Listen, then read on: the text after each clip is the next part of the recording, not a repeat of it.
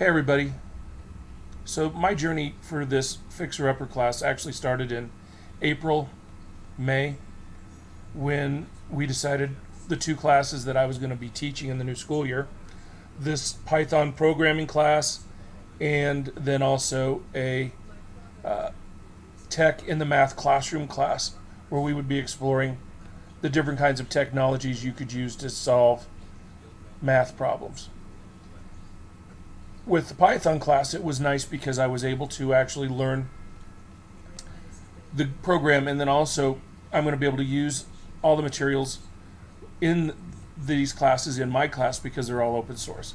So that was really nice. I actually had a really nice email with the teacher, the instructor, Dr. Charles Severance, and made sure I had his permission to use all this stuff. And so it's really nice. So the textbook, the videos, all that stuff I was able to use.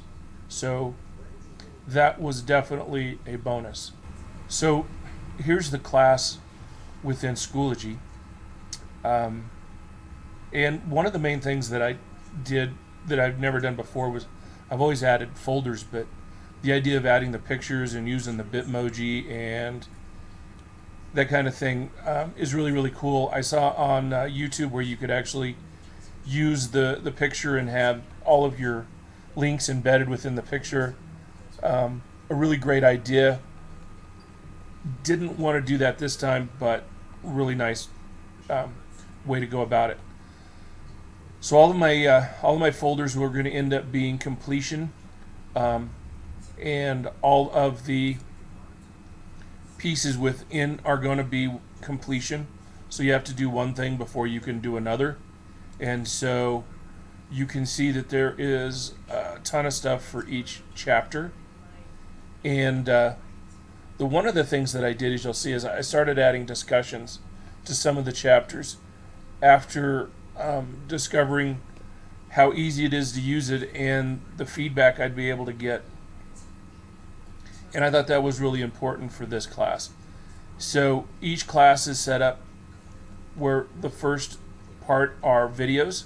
So if I click on this first video, to give you an example, this is the videos that I'm using.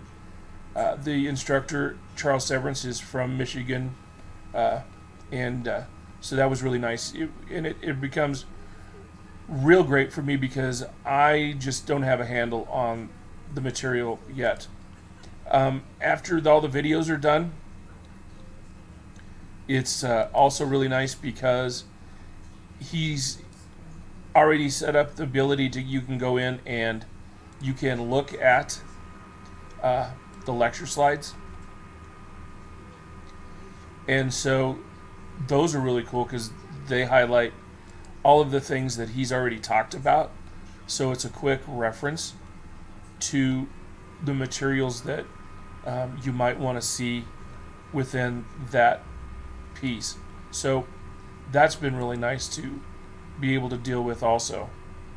Within each one, I've also pulled out of the book, the PDF book, a vocab quiz for each chapter, and then a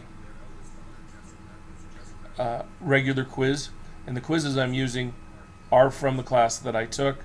The only thing I've done is, as they go through and they answer the questions, I actually have the questions all mixed up, so nobody's going to see the same answers in the same order on multiple choice.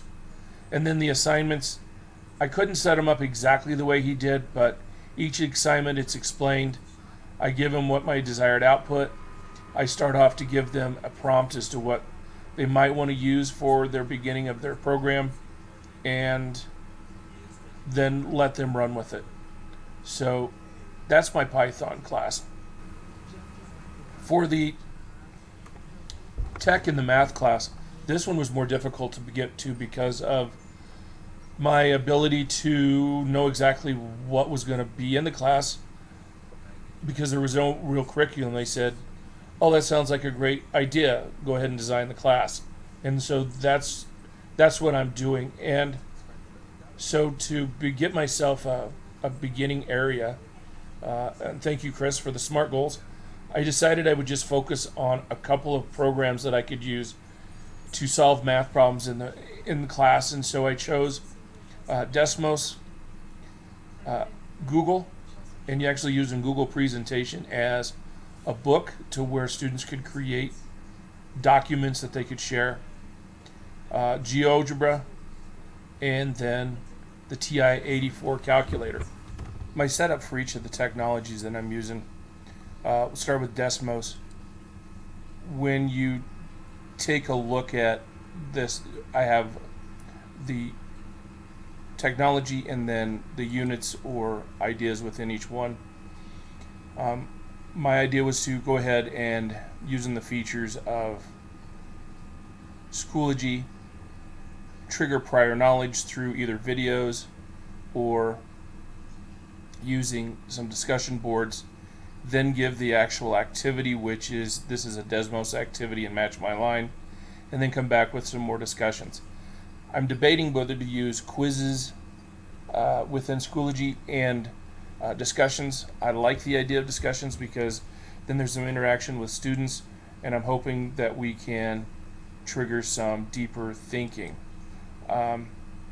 With Google, my idea was to use the idea of have the students do some searching on the web and then create their own book, their own presentation of what the law of exponents are, rules of exponents, so that when we start digging deeper into worksheets and work with exponents, that they've done the research, not just listening to me say what they are, but for them to actually share what they've learned and to talk about what each rule means and how it works.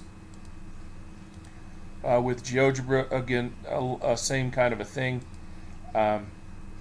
This one was more of just the discussion and having the students watch or look at it, but there's a couple of videos where this beginning piece is just the trigger of the question, and then students discuss it, watch a video, refine their thinking, and then they begin to do some work in that piece. And then finally with the TI-84,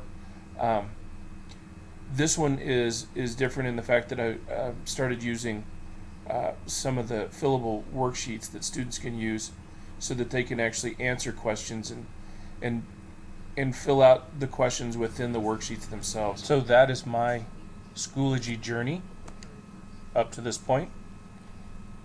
It will be continuing for a while yet. I have a lot of work to do, but this has been a great experience. So thanks for all the input that everyone's had with theirs, and Chris, thank you for the opportunity. And everybody have a great school year.